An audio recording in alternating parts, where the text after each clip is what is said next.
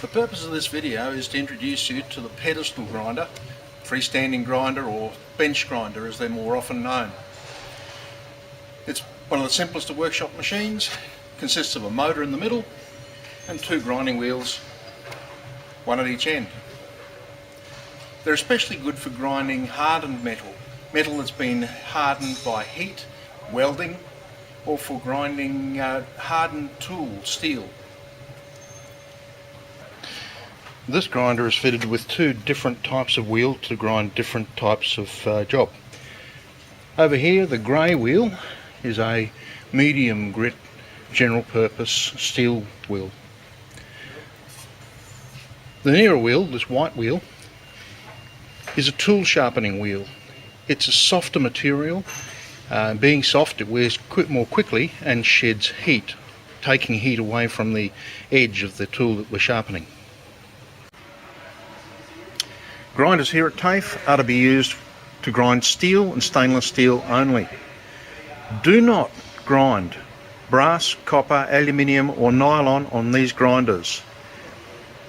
You won't grind effectively and you'll simply clog the wheel.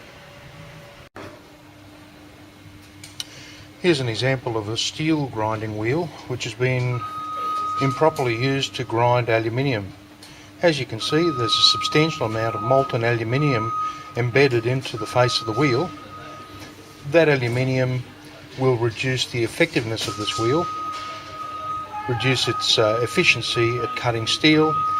In extreme cases, it may be necessary to grind all of that aluminium out of the wheel before it can be used for its proper purpose. Before using any idle workshop equipment, familiarise yourself with the safe operating procedures, with the PPE that you should not be wearing, and for any actions you should or should not take while using that equipment. Your basic safety garments for use with the grinder: eye protection, be it glasses or a face shield, foot protection from dropping things on your feet. Some items are very loud when they're grinding, the grinder itself is quiet.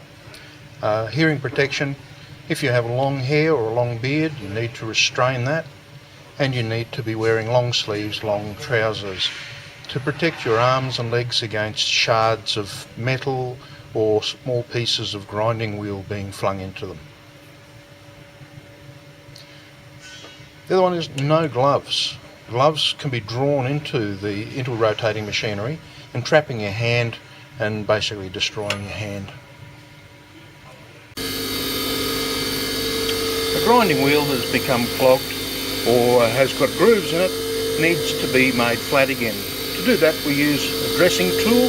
There are a number of different styles. This one is probably the cheapest style. It's a dressing stick of a harder material than the grinding wheel, and it's simply a case of locating the high spots and running the tool across the wheel, knocking down the high spots.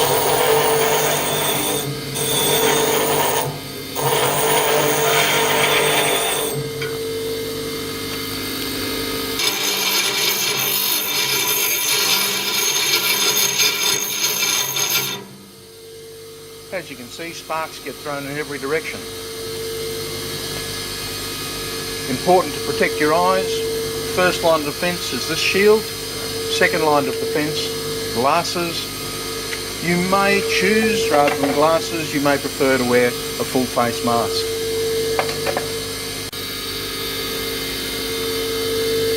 The grinder itself runs quietly, and little jobs like sharpening a drill bit are also very quiet jobs. But grinding a large piece of resonant metal, like a piece of pipe, produces very loud noise. You need to protect your hearing against that loud noise. Before using any rotating machinery, you may need to make sure that your hands are clear of all jewellery, as it can be snagged and drawn into the machine. So, wedding rings off. Wedding rings off. Likewise, any neck chains need to be tucked inside your shirt or removed. While you are required to wear long sleeves, it's important that the sleeves be fairly close fitting. This sleeve is fine. Loose sleeves should not be worn. Either change the garment for something with tight sleeves or tape the sleeve up, like so.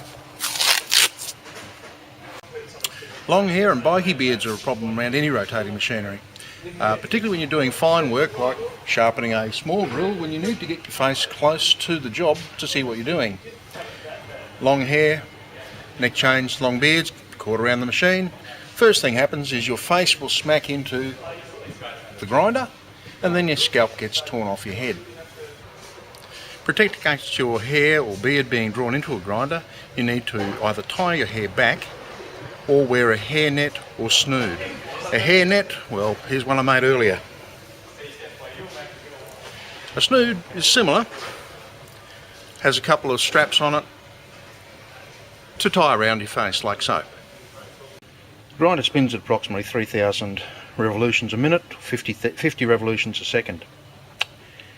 If a wheel shatters in use, chunks of grinding material are ejected violently out through this front opening. We can do a number of things to reduce the risk of that occurring or eliminate it completely. There are a couple of things that we need to do to ensure a new wheel fitted to a grinder doesn't explode.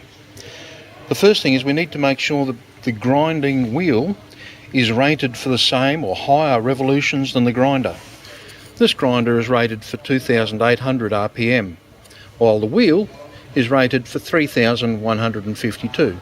So this wheel can be fitted to this grinder. If the wheel were rated at less than 2,800 RPM, it must not be fitted to this grinder. A second check that we need to make before we fit a new wheel to a grinder, or even before we refit an old wheel, is check that there's no damage, no flaws in the wheel. We don't have X-ray vision, so we can't see inside of it. But what we can do is ring the wheel like a bell. Support the wheel on a couple of fingers in the centre, like so that it's only touching the centre, and then you're using a plastic screwdriver handle, tap around the outside of the wheel. It should be a bright, clear sound, like a bicycle bell. If it isn't bright and clear, if it's dull, don't put that wheel on the grinder. It's defective, it will probably come apart. Another potential cause of wheel shattering is sudden, heavy shock loading. Suddenly putting too much weight onto the wheel like this. The outside of the wheel stops turning, the inside continues to turn, and the wheel simply is ripped apart from the inside. Another way wheels can be shattered is end loading, putting pressure on this outside end of the wheel. There are wheels designed to be worked in this way, but these are not those wheels. Another common cause of wheel shattering is if a workpiece becomes jammed between the tool rest and the wheel. The wheel suddenly stops and, as for shock loading, is torn apart from inside.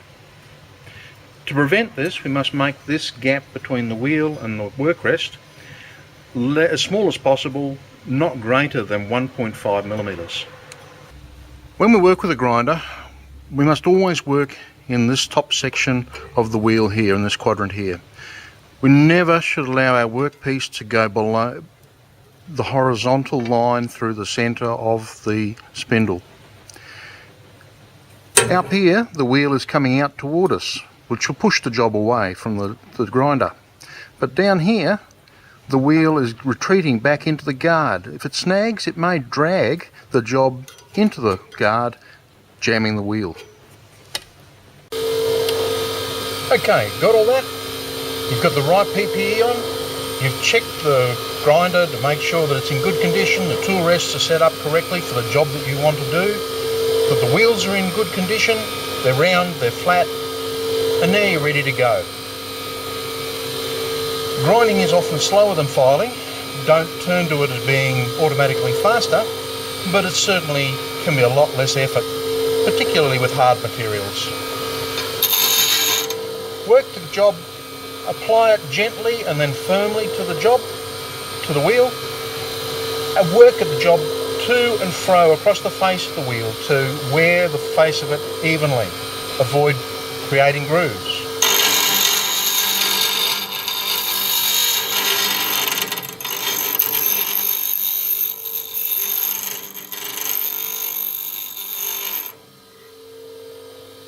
If you watched this video before doing some general grinding, you can call your lecturer over now to check what you've learned. Watch bits of it again if you need to. If you watched this video prior to sharpening a drill bit, now go on to watch the drill sharpening video.